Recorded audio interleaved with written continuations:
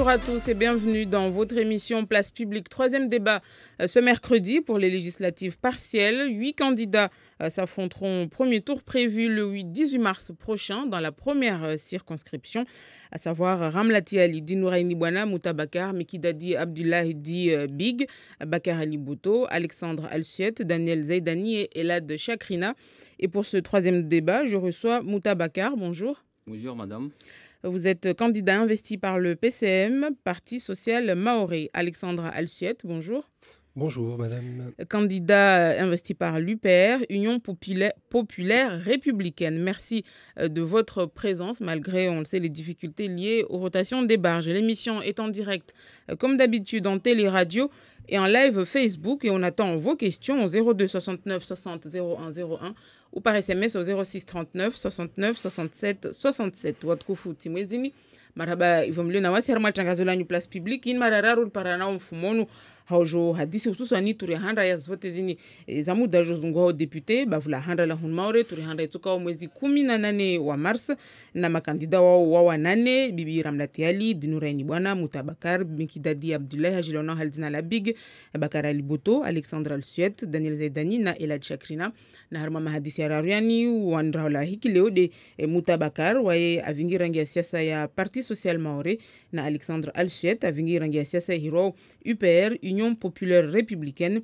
Tangazo musilunga handia za tele radio na live Facebook ursilinda masuala yanyu harma ikavu mbili sitini na shinra sitini kavu moja au handia za SMS kavu sita talatin na shinra sitini na saba. D'abord monsieur, une petite réaction par rapport à la marche de ce matin qui a réuni plusieurs centaines de personnes entre Mamoudzou et Kaweni.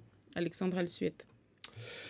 Bien personnellement, je n'ai pas vu cette marche. Je n'ai pas depuis ce matin, je n'ai pas eu beaucoup de renseignements sur la façon dont ça s'était passé. J'espère que ça s'est bien passé sous la pluie, mais sinon plus généralement, moi j'affiche ma solidarité évidemment avec la colère légitime des Mahorais face aux problèmes qu'ils rencontrent aujourd'hui et je vais essayer d'expliquer, à mon avis et d'après les analyses de l'UPR, d'où viennent ces problématiques.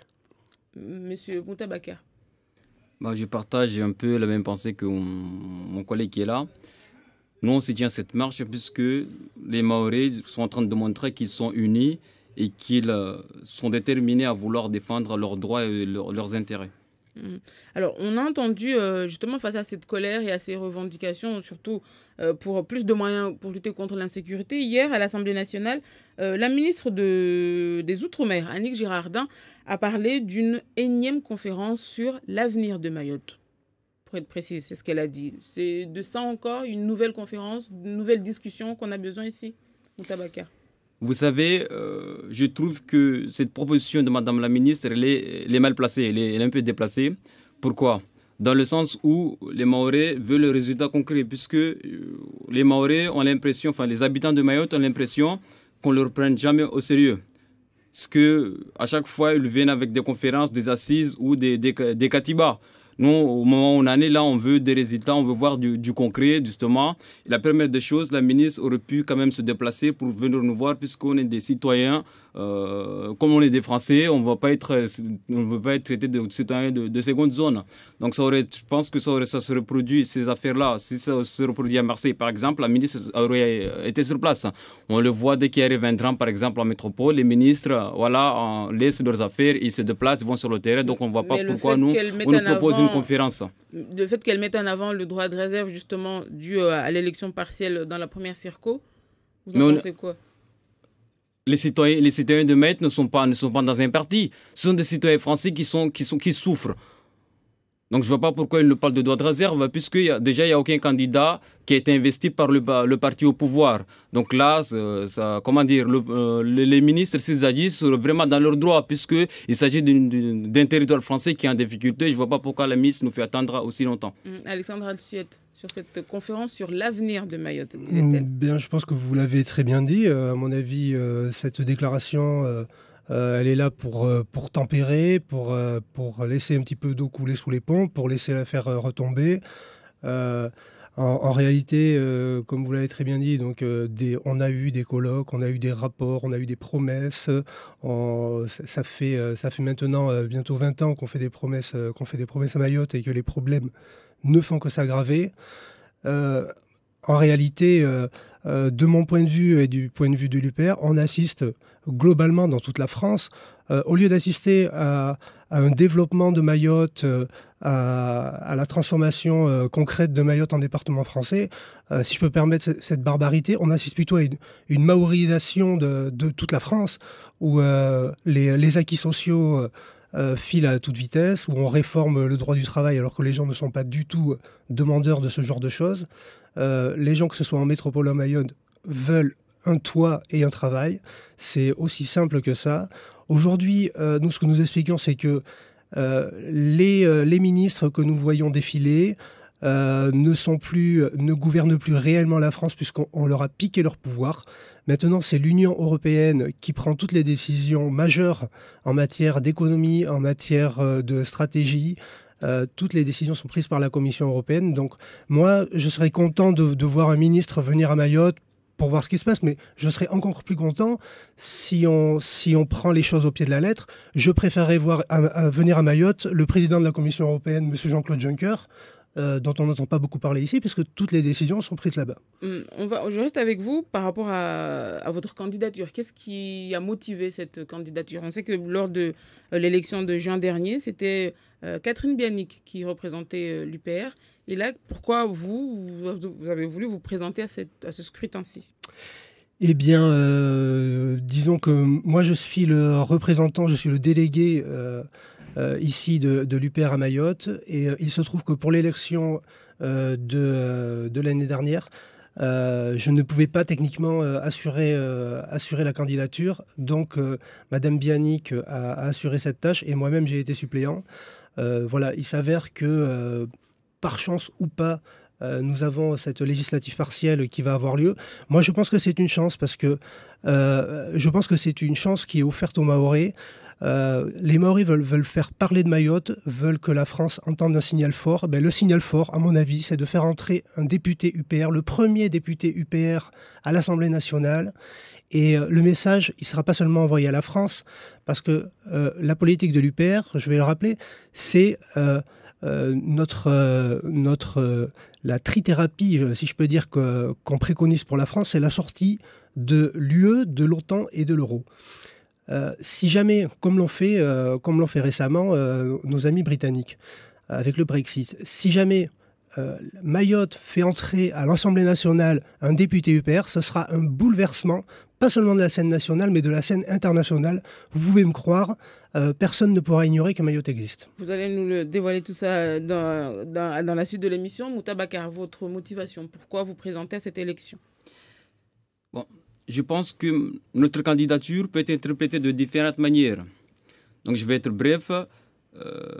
Parmi les différentes interprétations qu'on peut prêter à cette candidature, c'est le fait que, déjà, je fais qu'illustrer le fait que je suis français. Donc, parce que c'est en tant que tout Français peut se présenter, à partir du moment où il est majeur, peut se présenter à ces élections-là. Donc, je ne fais que mettre ça en exergue. Et autre chose, je suis candidat parce que je représente la société mahoraise. Donc, d'après les statistiques de l'INSEE, Mayotte est à 65% de jeunes. Et autre chose, c'est pour donner motivation aux autres jeunes qui ont envie de bien faire, de se présenter, puisque, comme vous le voyez, comme ça se manifeste, l'île va mal. Pourquoi l'île va mal? Parce que justement, on laisse les mauvais nous gouverner, nous représenter. Donc, je suis là pour dire que stop, nous les jeunes, on est aptes à prendre notre avenir en main. Donc, vous pensez pouvoir mieux faire que tous ceux qui se sont succédés depuis? On ne peut que mieux faire, puisqu'on a les acquis, on a les atouts qui sont là, et même nous, on s'inscrit dans la même lignée que, en premier lieu, nos aînés, monsieur Yunus Abamana, il a commencé jeune comme moi. Je m'inscris aussi dans la même lignée que Zenem Dere ou Zenem Meres ou Zubair Adnan, pour ne citer que cela. Mais ce n'est sans vous rappeler que le président actuel, il a commencé par le haut. Donc, moi, mes parents m'ont toujours appris de prendre l'exemple sur les plus forts, sur le bon exemple. Donc, j'ai suivi la marche, sans jeu de mots, de Monsieur le Président de la République. On en vient à vos programmes à proprement dit. Sur quoi est-ce qu'ils reposent essentiellement? Les principaux axes de vos programmes? Alexandra Le Suette. Oui, c'est-à-dire vous parlez de programmes législatifs. Eh bien, est-ce que vous savez ce qu'est un député exactement? Parce que bon, j'entends dire beaucoup de choses à propos de ce que telle ou telle personne compte faire pour Mayotte, mais il faudra quand même remettre les choses à leur place. Un député, on dit par abus de langage, le député de Mayotte, le député de Côte-d'Armor. C'est un élu national. Alors le député, soit de Marseille, de Paris ou de Tahiti. Exactement. Le député est un élu de la nation, c'est-à-dire qu'une fois à l'Assemblée nationale, il sera chargé de voter les lois nationales qui vont s'appliquer à toute la France, pas seulement à Mayotte. Et certainement, il n'y aura pas énormément de législation, d'ailleurs, qui concernera directement Mayotte à l'Assemblée nationale. Mais vous avez quand même un programme. Évidemment que j'ai un programme. J'aimerais quand même mettre insister un petit peu là-dessus parce que un député à l'Assemblée nationale, il est censé prendre des choix décisifs pour toute la nation, notamment la guerre ou la paix. Je vous rappelle, par exemple, les gens ne le savent pas, mais qu'actuellement, les chars français sont positionnés à 500 mètres des frontières russes dans les pays baltes. Voilà. Que fera le député que vous élirez si jamais on demande à l'Assemblée nationale de voter la guerre ou la paix contre la Russie? Moi, je peux vous le dire tout de suite. Moi, je voterai la paix parce que l'UPR, elle est pour l'entente entre les nations. On n'est pas là pour se faire la guerre. Et aujourd'hui, nous appartenons à une coalition guerrière qui s'appelle l'OTAN. Nous appartenons à l'Union européenne qui nous soumet aux décisions de l'OTAN. En restant dans ce carcan, nous allons tout droit vers la guerre avec la Russie et avec le monde arabo-musulman. Mais donc, si on veut ramener les choses à Mayotte dans notre région, en quoi ça peut nous concerner directement? Parce que c'est vrai, un député, c'est un élu national, mais il est aussi, en tant que député ultramarin, d'un territoire ultramarin, il est plus proche de ses électeurs tout de même. Oui, tout à fait, évidemment. Si vous regardez le programme que vous allez recevoir dans votre courrier, vous verrez que j'ai fait dans ce programme plusieurs propositions qui me semblent essentielles pour développer Mayotte. D'abord, nous avons un problème d'insécurité, c'est vrai, mais ce problème d'insécurité, il est dû à... c'est un constat, c'est un résultat. On ne peut pas décréter la sécurité en claquant des doigts.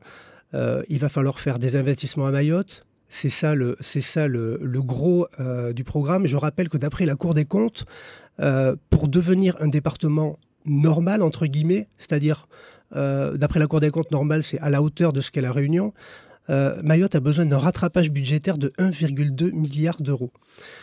Actuellement, j'ai une petite note ici, les recettes d'investissement, c'est-à-dire le contrat État-région en 2016, ça représentait 31 millions. Donc voilà, faites le calcul, 1,2 milliard, 31 millions, on est très très loin du compte. La sortie de l'Union européenne, pourquoi? C'est pas parce que c'est pas une idée folle ou de la xénophobie ou quelque chose comme ça. C'est parce que l'Union européenne, les gens ne le savent pas, et en particulier les Mahorais ne le savent pas. Et je suis là pour le répéter et le marteler. La construction européenne nous coûte à tous les Français énormément d'argent. L'Union européenne, nous versons à l'Union européenne chaque année 24 milliards d'euros, et l'Union européenne nous en restitue 13 milliards. C'est-à-dire que nous perdons 9 milliards d'euros chaque année dans l'Union européenne. Donc on a compris que votre programme tourne autour de cette Frexit, c'est comme ça qu'on pourrait l'appeler. Autour du Frexit, absolument. C'est quelque chose d'inévitable de toute façon. On ne peut pas faire autrement. Aujourd'hui, si on veut retrouver la main sur notre budget, si on veut que nos ministres puissent décider de doter Mayotte de crédits substantiels, il faut sortir du carcan européen. Bakar Mouta, les principaux axes de votre programme? Donc, nous avons principalement 4 axes. Donc, on va mettre l'accent sur la santé, l'économie, la sécurité et l'éducation.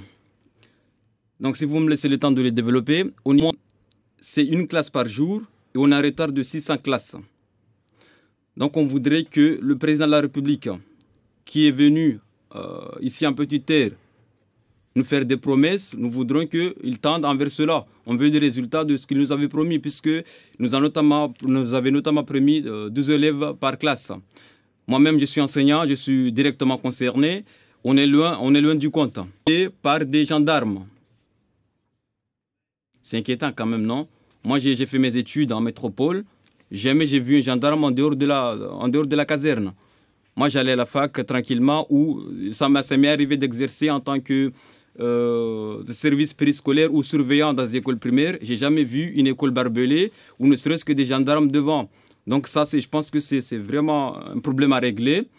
Donc l'État doit vraiment donner les moyens, recruter les agents de médiation, mettre les moyens au niveau des surveillants, mais aussi, ça veut dire que nous savons tous que la plupart des fauteurs de troubles, ils le font parce qu'ils sont dans une misère profonde. Parce que si, par exemple, si on arrache un téléphone, c'est pour le vendre et pouvoir avoir de quoi consommer. Donc nous demandons à ce que l'État mette vraiment les moyens à pouvoir occuper la plupart des malfaiteurs. Occuper, ça veut dire donner un emploi ou une formation, et à l'issue de la formation, il faut qu'il y ait un réel diplôme qui donne un emploi directement. Parce que si on prend l'exemple de ce qui se passe avec l'association Tama, la plupart des jeunes qui sont là-bas, on va dire qui sont en formation, n'ont pas de réel diplôme, puisqu'on leur apprend à parler français, mais au bout du compte, ça ne donne pas exactement accès à un métier donné. Donc nous, on veut réformer ça, on veut qu'il y ait les élèves, les jeunes qui sont en centre de rétention, ils apprennent un métier, par exemple, ils apprennent à être coiffeur, et à l'issue, soit il est embauché dans un salon de coiffure, ou bien il ouvre lui-même son salon de coiffure. Donc, on reviendra. Alexandre Alsuet, quand je vous écoute tous les deux sur vos programmes, ou en tout cas vos principaux axes, vos principales actions, est-ce que vous avez mesuré les obstacles qu'il y a à faire jusqu'à ce que tout ça soit effectif? Effectivement, ça ne se fera pas en un jour. Mais ce n'est pas en restant sans rien faire que les choses s'amélioreront également. Et comment vous allez faire? Et comment nous allons faire? Mais en tant que candidat à une élection nationale pour être député de la Bien, première moi, écoutez, circonscription. moi, quand je serai député, si les Mahorais choisissent de m'élire et que je suis député à l'Assemblée nationale, moi déjà, je m'opposerai à toutes les lois qui prévoient de détruire les services publics tels que les Français les veulent, c'est-à-dire de privatiser la sécurité sociale, l'éducation nationale, de réduire le nombre d'enseignants, de réduire les structures, puisque c'est ce qui est visé. Je vous rappelle que je vous conseille de revisionner sur Internet. D'ailleurs, j'en profite au passage pour vous signaler que le site Internet de l'UPR, upr.fr, est le site Internet le plus consulté de tous les partis politiques en France, d'après le site de notation Alexa Ranking. Pardon, excusez-moi, j'ai perdu le fil. On parlait des propositions, comment vous allez faire pour les mettre en place si vous êtes élu député? Bien, comme je viens de vous le dire, moi, si je suis élu député, s'il y a un seul député de l'Union populaire républicaine à l'Assemblée nationale, il est évident que face à 344, je crois, députés de La République En Marche, ce ne sont pas les propositions directement de l'UPR qui seront adoptées par l'Assemblée. Mais vous en avez une de Mais proposition dans une démocratie, que vous pourriez mettre en avant? Bien sûr. La première, ça serait laquelle? Je pense notamment par rapport à l'insécurité. Je pense qu'il faut d'urgence prendre des mesures. Il faut d'urgence prendre des mesures vis-à-vis de la République des Comores. Il faut que la France restaure des relations diplomatiques correctes. Il faut que éventuellement les deux pays se joignent pour enquêter sur les trafics humains qui sont pratiqués dans le lagon. On parle souvent des kwassa-kwassa, mais on ne parle pas souvent des moteurs. Des kwassa-kwassa. Il est anormal que la plupart de ces bateaux sont conçus pour être abandonnés à leur arrivée, puisque dans beaucoup de cas, ils sont interceptés. Moi, j'aimerais savoir, et je pense que ça intéresserait également les Français, de savoir quel pays livre des moteurs qui sont ensuite utilisés par ces trafiquants, Et j'aimerais que la France puisse être en mesure de prendre des sanctions financières à l'égard de ces pays s'ils continuent d'avoir de telles pratiques. Seulement, si nous ne retrouvons pas, si la France ne retrouve pas sa souveraineté en sortant de l'Union européenne, elle ne pourra pas prendre des sanctions financières contre des pays qui sont des alliés de l'Union européenne sur le plan économique. Donc voilà par exemple un exemple de ce que nous empêche de faire la construction européenne, c'est-à-dire d'appliquer les règles que nous voulons chez nous. Tout simplement. Bakar Mouta, sur la première proposition, parce que vous nous avez listé les axes principaux de votre programme, comment comptez-vous vous y prendre? Parce que là, tout à l'heure, vous nous avez survolé, vous avez fait un état des lieux de ce qui se passe actuellement, de toutes les difficultés. Comment comptez-vous changer ça? Par rapport à l'éducation, pour commencer. Donc, ce que je disais tout à l'heure, les classes sont en sureffectif. Classe dans les écoles, puisque ça va, j'ai des collègues qui me disent que ça va jusqu'à 40 élèves par classe. Donc vous voyez là, je ne pense pas que dans ces conditions-là, les élèves peuvent bien réussir leur scolarité. Donc nous demandons que l'État fasse un rattrapage, puisque nous sommes en manque de 600 classes. Et donc l'État doit faire son rattrapage par rapport à ça. Et aussi, Monsieur le Président de la République doit tenir ses promesses au niveau des 12 élèves par classe. L'État doit aussi accompagner les rythmes scolaires, puisque je vous en parle rien du tout, ça cause beaucoup de problèmes ici. Il y a même des maires qui ont refusé de faire appliquer ça dans leur commune, puisque l'État n'a pas accompagné réellement ce dispositif. Donc il y a aussi le fait que nous demandons à ce qu'il y ait beaucoup plus de sécurité dans les établissements scolaires. Mais par là, on ne veut pas qu'il y ait 200 000 gendarmes devant les établissements scolaires. On veut justement éviter qu'il y ait des gendarmes et éviter que les élèves soient agressés. Donc la plupart des élèves qui sont agressés, ils le sont par des éléments extérieurs du collège, ou de l'école primaire ou du lycée. Donc par là, nous voulons occuper ces jeunes qui sont dans l'oisiveté. Nous voulons leur offrir des offres de formation. Mais comment? Justement, nous allons demander à l'État d'accompagner les créateurs d'emplois, puisque nous avons la chance d'être dans un système libéral où toute personne qui veut peut créer son entreprise. Donc on veut que la plupart des jeunes qui ont la volonté de bien faire puissent le faire. Tout à l'heure, j'étais avec un jeune dans la barge qui me disait: Monsieur le député, j'ai envie d'ouvrir un cybercafé, voudrez-vous m'accompagner? Je dis: c'est une bonne chose. Maintenant, on doit être ensemble, justement, main dans la main pour pouvoir accomplir, puisque c'est un jeune que je vois tous les jours, j'empathie sur sa situation. Donc c'est le moment de donner de l'importance à la plupart de ces jeunes-là, puisqu'ils sont comme nous, ils ont juste besoin d'avoir un travail et pouvoir vivre, fonder une famille.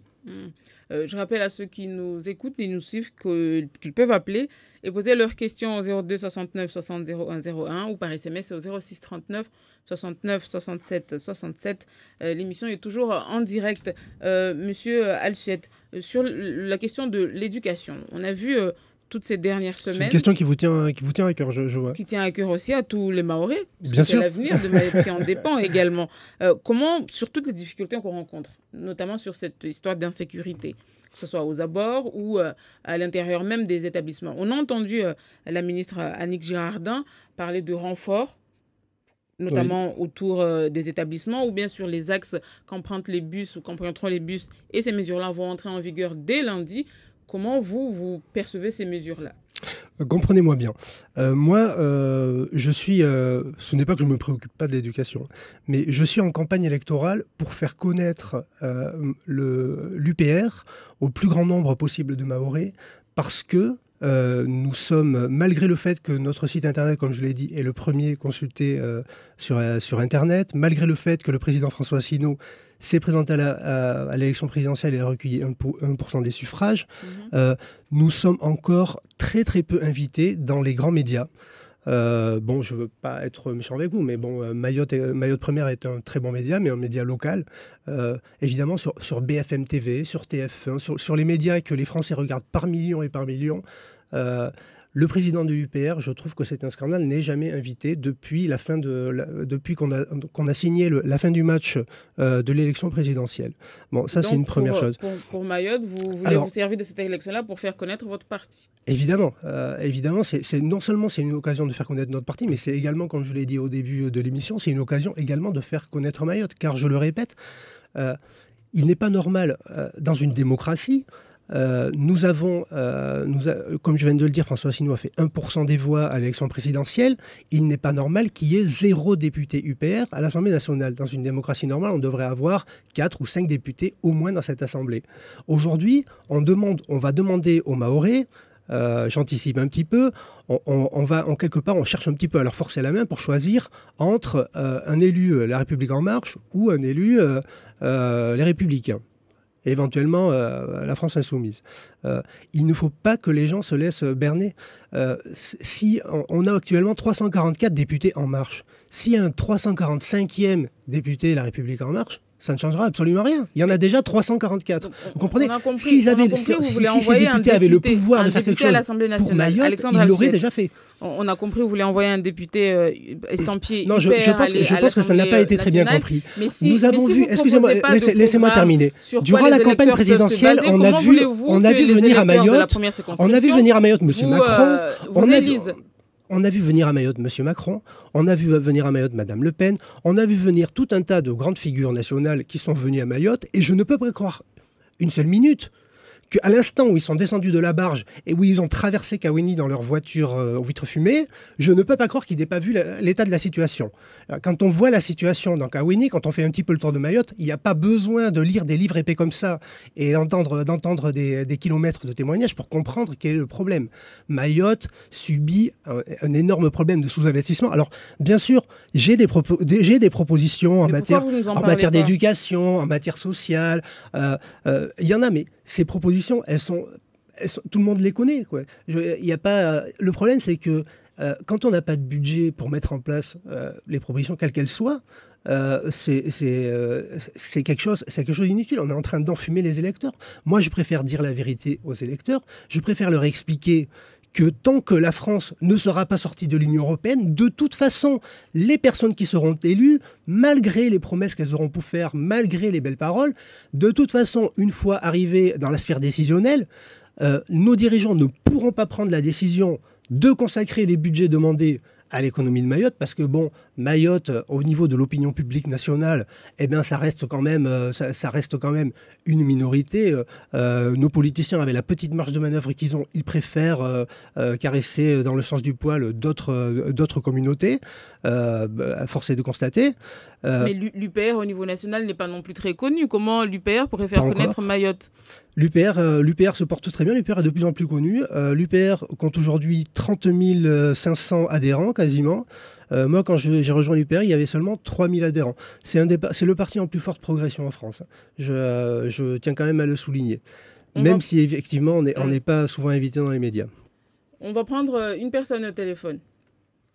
Bonjour. Allô? Oui, bonjour. Bonjour madame, je me présente, j'appelle de Batourmandi. En fait, je vous appelle juste poser une question par rapport à ce qui se passe à Mayotte, parce qu'en fait, il y a des problèmes internes qui peuvent être réglés directement à l'intérieur du territoire, pas la peine d'aller jusqu'à Paris. Et il y a aussi des problèmes qui sont externes.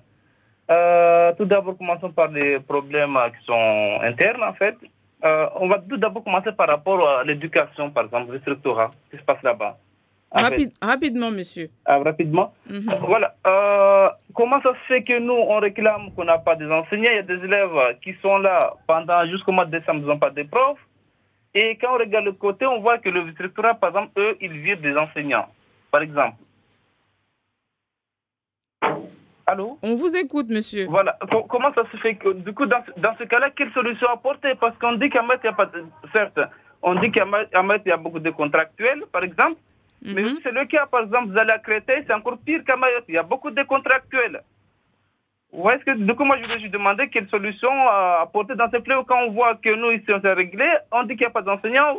De l'autre côté, on vire, les enseignants sont virés. Oui. Monsieur Mouta, vous voulez réagir? Comment ça se fait?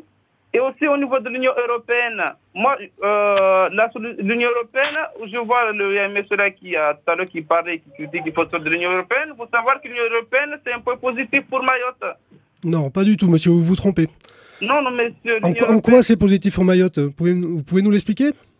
Non, mais là, grâce à l'Union européenne, il y a par exemple, les agricultures, il y a de la PAC qui est arrivée, il y a beaucoup de subventions qui sont arrivées. Très peu, monsieur, très peu. On n'a pas trop les moyens. Mais 29 millions d'euros sur le budget 2014-2020, en 6 ans. C'est une broutille. Mais là, par exemple, on a les fonds de coopération transnationale, transfrontalière qui sont arrivés. Donc, vous voyez ce que je veux dire, monsieur? Ça, c'est un avantage. Non, je pense que vous avez mal entendu ce que j'ai dit un petit peu plus tôt dans l'émission. Cela dit, je comprends que vous pensiez ça. Beaucoup de Français le pensent. Je le répète, la France verse chaque année 24 milliards d'euros à l'Union européenne, qui lui en rétrocède 13. Ça veut dire quoi? Ça veut dire que nous payons plus que ce qu'on nous rend. Messieurs, ça veut dire que tout l'argent que donne l'Union européenne, c'est notre argent en réalité. Merci messieurs d'avoir appelé. C'est pas l'argent qui compte, c'est au niveau des relations. Oui, la France verse, mais au niveau vous savez que le pays le plus respecté au monde parmi les pays est la France qui est dedans. Il ne faut pas voir, c'est pas l'argent qui compte, c'est au niveau des relations aussi diplomatiques. Voyez, maintenant, et les relations avec les Mahorais, les relations de la France avec les Mahorais, est-ce qu'elles ne sont pas plus importantes diplomatiquement que... Merci, monsieur. C'est pas l'argent, monsieur, qui... Ok, merci. Mais de votre éducation, quelle solution? On parle de quand même 9 milliards d'euros par an, c'est pas rien.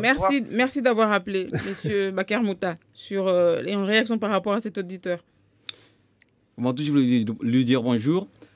Et ma réponse par rapport à ça, puisqu'il a souligné le fait que qu'ils ne comprennent pas pourquoi il y a autant d'enseignants qui sont radiés, c'est ça, qui sont radiés chaque année, et pourtant il y a un besoin d'enseignants. Donc, avant tout, je voudrais souligner que le vice-rectorat, il fait de son mieux pour encadrer l'éducation en Mayotte. Et les dossiers, on ne les connaît pas. Les dossiers de radiation, on ne les connaît pas. Donc, si ça se trouve, c'est des dossiers qui sont vraiment graves. Donc, je ne vais pas commenter ça, puisque s'ils le font, c'est forcément il y a des raisons. Donc, mais je suis d'accord avec lui, ce qui est un fort besoin d'enseignants. Parce que moi, je l'ai dit tout à l'heure, je suis professeur d'histoire-géographie. C'est des collègues, je les vois tous les jours. Je sais, il peut nous arriver de faire 6 mois sans enseignants. Donc, mais il y a un réel besoin et on a la chance d'être un département qui recrute beaucoup de contractuels, ce qui fait que même si nous, les diplômés, on n'arrive pas à exercer dans notre branche de formation, on peut toujours se placer pour former l'avenir de Mayotte. Alors, il y a une question qui concerne tous les candidats. Un auditeur qui envoie sa question, qui se sont présentés pour la première circonscription.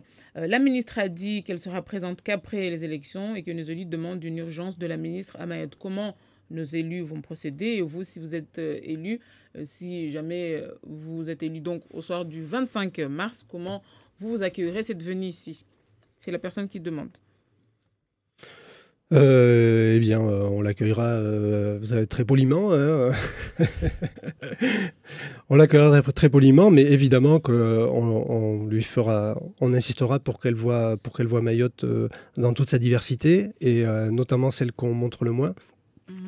Puisque, à mon avis, c'est ce qui la fera le plus réfléchir. Mais comme je le disais au début, à mon avis, la ministre a une marge de décision très très faible. De toute façon, les budgets de l'année 2017 ont déjà été décidés.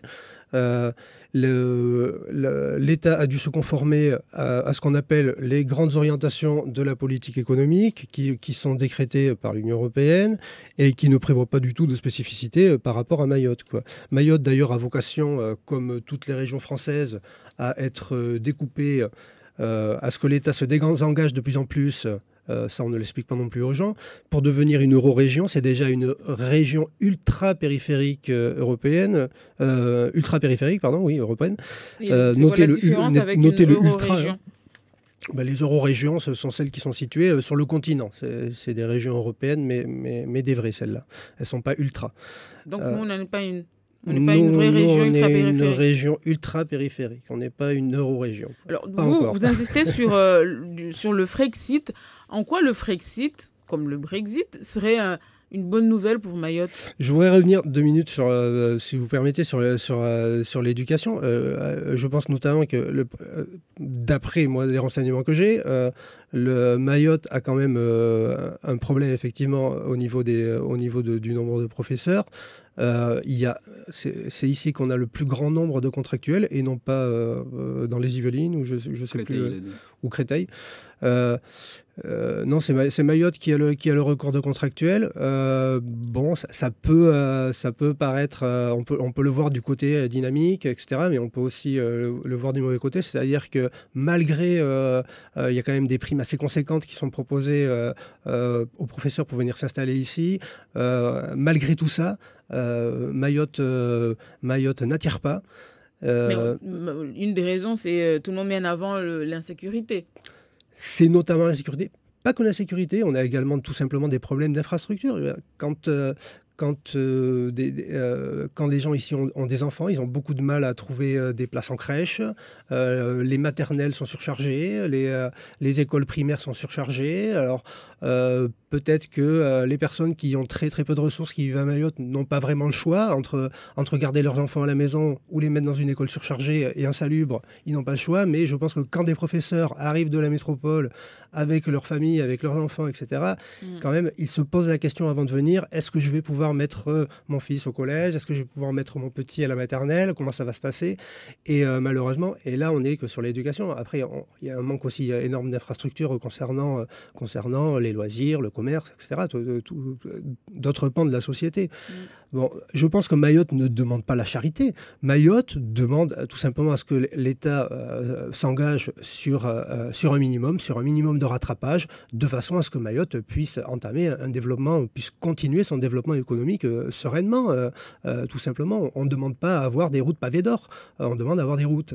C'est quand même pas compliqué à comprendre. Une question par SMS pour vous deux. Quelle est votre position par rapport au projet de faire évoluer le statut institutionnel de Mayotte? Sam Gratt qui pose la question. Pour répondre à ce monsieur, vous savez, l'ensemble des habitants de Mayotte, ce qu'ils veulent, c'est pas des mesures comme ça, des propositions comme ça. Ils veulent du résultat, du concret. Puisqu'on a été consulté déjà pas mal de fois et on a l'impression que ça s'empire de jour en jour. Donc là, les habitants de Mayotte sont descendus de la rue justement pour demander du résultat concret. Puisque nous consultons, nous proposer de réfléchir sur un statut institutionnel, là c'est perdre du temps et nous, vous savez, nous souffrons beaucoup sur ce territoire. Donc on ne voudrait pas que ça s'aggrave ou la plupart des gens, des personnes qui vivent ici réfléchissent à faire comme aux États-Unis, à s'armer directement puisqu'on a l'impression qu'on n'est pas assisté. Parce que beaucoup se dissuadent à vouloir porter plainte puisqu'il n'y a pas vraiment de suivi de résultats. Et les derniers chiffres, on n'est pas d'accord avec eux puisque ça tend à dire que ça se passe bien. Or, ce n'est pas le cas. Rien que le week-end passé, il y a un monsieur, il y a un grand notable qui a été agressé, et voilà, qui vient de perdre sa vie. Donc nous, on veut du résultat, du concret, on veut plus de sécurité et plus de moyens. Mais les électeurs attendent de vous, en tant que candidat, des propositions.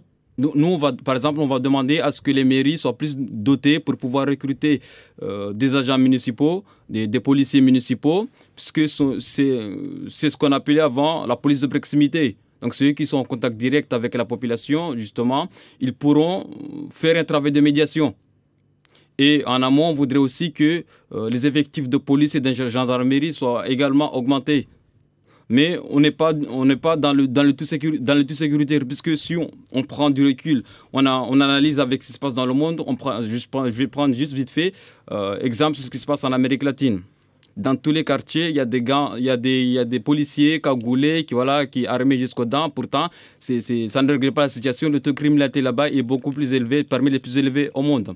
On voudrait aussi justement insérer la plupart des personnes pour éviter qu'ils fassent des bêtises. Puisque je vais citer un grand philosophe écrivain français, c'est Rousseau, qui disait que l'homme, il se pervertit par le groupe.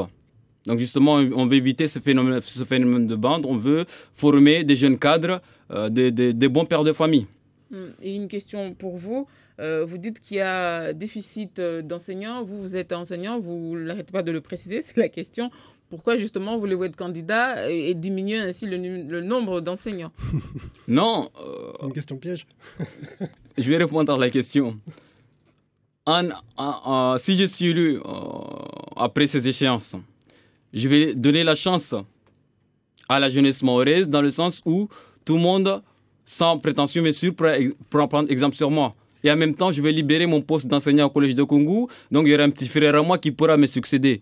Vous savez, je ne suis pas comme un crabe à vouloir tout accaparer. Donc, dès que je serai élu, je laisserai la place, parce qu'il y a beaucoup de diplômés. On a la chance d'avoir des milliers de diplômés par an. Donc, c'est volontiers, je laisserai ma place. Et à la fin de mon mandat, bien sûr, je reviendrai. Et vous chasserez, comme ça. Non, on complète puisqu'il y a déficit. On va compléter. On prend une question au téléphone, une personne au téléphone, pardon. Bonjour. Oui, bonjour. Moi, j'aurais une question pour Monsieur Hubert. Alexandre Alsuette, il s'appelle. Bonjour, monsieur. Voilà, exactement, désolé. En fait, j'aurais une question.